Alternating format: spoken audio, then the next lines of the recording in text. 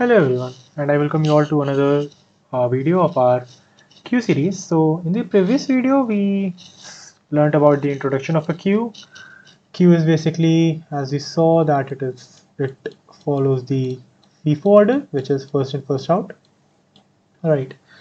And then we talked about the application of a queue, and now it's the time for queue implementation using.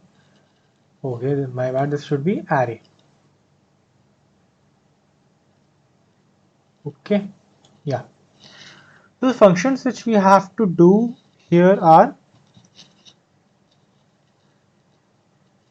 Enqueue, Dequeue, is empty, is full, front, and rear.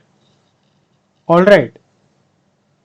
So we can see, like, by the name you can see what these functions do. This inserts an element, this removes an element, this tells whether the queue is empty, this tells whether the queue is full, this tells the first element of queue, and this tells the rear element of queue. Okay.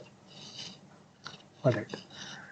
Now, with the help of array, like we can have like two arrays. One is fixed array and one is circular array. All right. So in the fixed array, what we can do exactly is we always fix the front at here. Okay. Now suppose this was our queue, right? 10, 20, 30 and 40. Okay. Now the question arises is key how, like, suppose you have to delete an element, you will always delete it from the front. Okay. Okay, you deleted it. Now this becomes empty. Now since we have fixed our front, so we'll move every element one space back, and this operation is going to take a big O of n time, right? And we don't want to do that, right? So for that reason, what we do is we use a circular queue.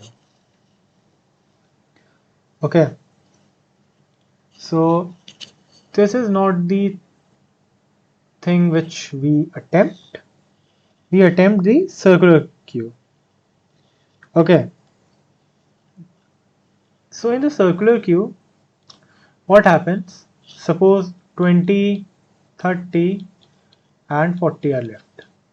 Now front will rotate and will come here. Alright. And our rear is here only. Now suppose I delete 20 as well. Okay. Now my front will come here. Now if I have to add an element, what I'll do? I'll do rear plus 1 modulo size.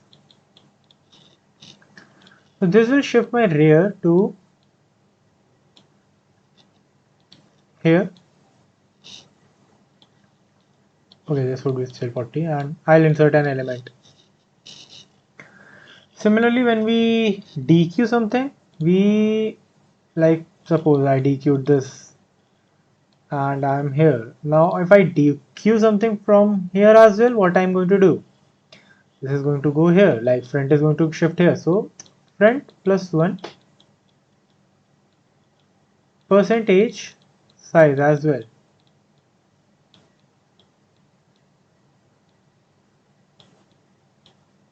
Alright. So this is what we are doing here. Alright. Now we understood like how a circular queue is going to work, and rest, I guess that rest parts are easy. For front, we'll just see out array front. For rear, we'll see out array right. For is empty, we'll check if front is at 0, it would be 0. If rear would be at 0, then it would be 0. And for full, we'll check if queue size is equal to queue's capacity. Okay. Now to do all these stuff, what we are going to, like, how to implement it via code, let's talk about that. Okay. Hmm. First of all, let's obviously include our header files here.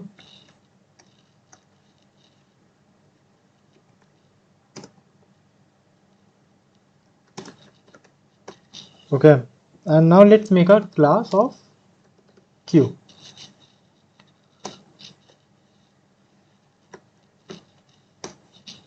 In public, let's declare some variables. One would be front, one would be obviously rear, and what else?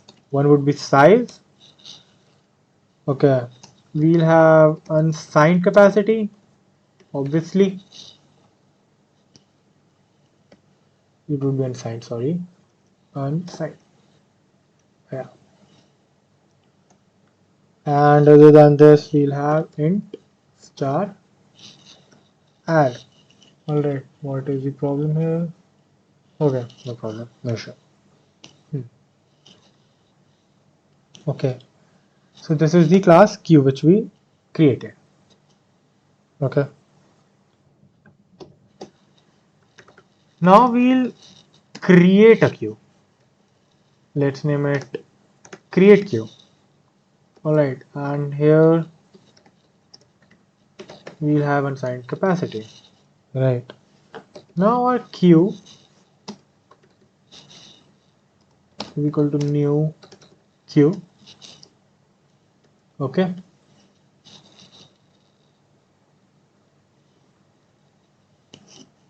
okay, variables are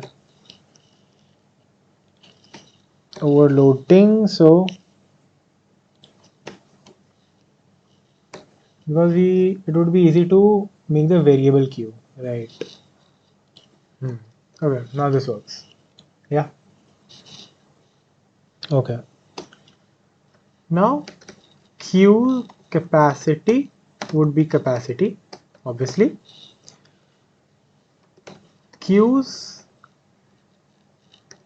front is equal to queues size, which would be 0, and queue rear is going to be capacity minus 1. Okay, and if I have to make queues array here, it is going to be new int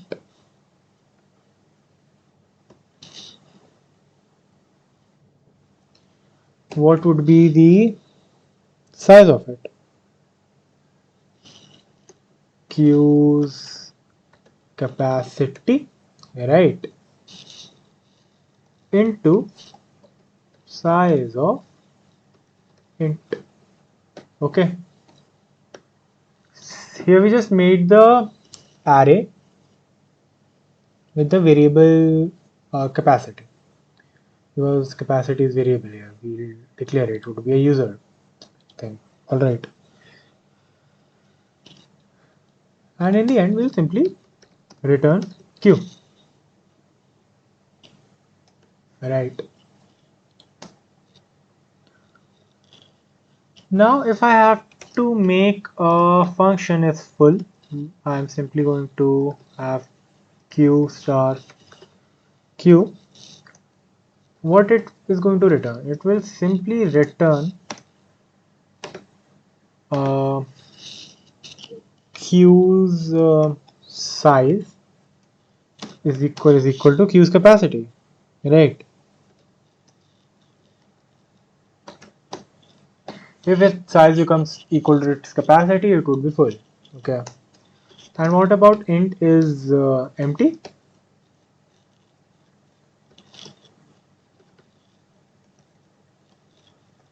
It would return queues. What would it be? So for is empty, we'll use size is equal to 0. Right. If size is 0, that means there is no element present. Now we'll write about void enqueue. Okay. I guess I use this spelling only. Okay, this is my first function, so never mind. Q star Q, right? And like I have to declare the variable. Let's in the inserted variable would be, let's call it item. Okay. Now if I say if is full, Q return. That means we don't have any space to insert this element. We'll simply return it. Okay. Otherwise, what will happen is, what did I tell you?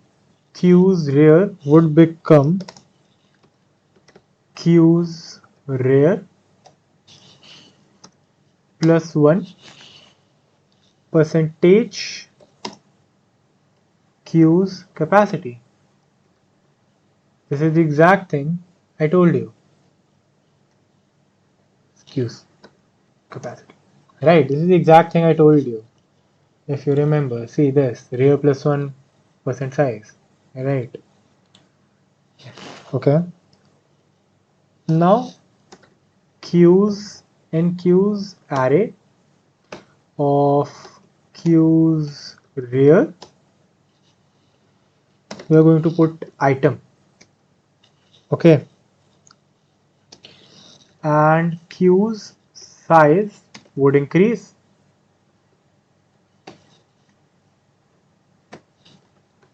Okay. Now suppose I have to dequeue something.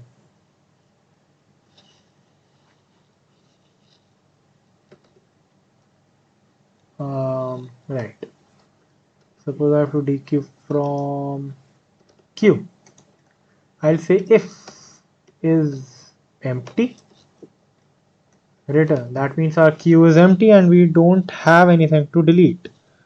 So we'll just simply return. Okay.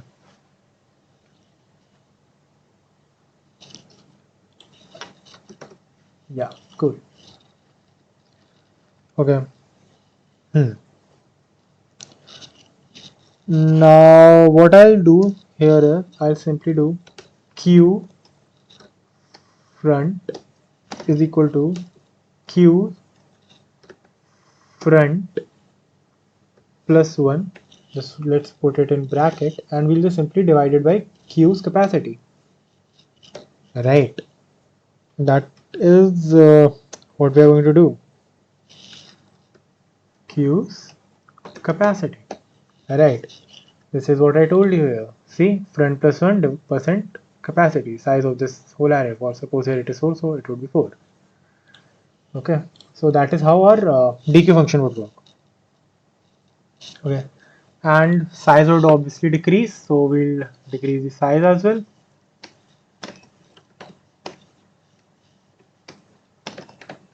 Okay. Now what we have to do, we'll simply int front. It will tell us the front value, the element which is in front. Suppose if it is empty, like there is no front element, what we are going, let's return -1 here. Okay. Otherwise, we can simply return Q's arrays and Q's front.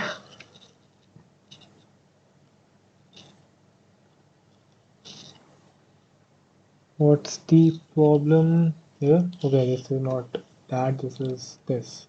Right. I hope this should solve the problem. Yeah, okay.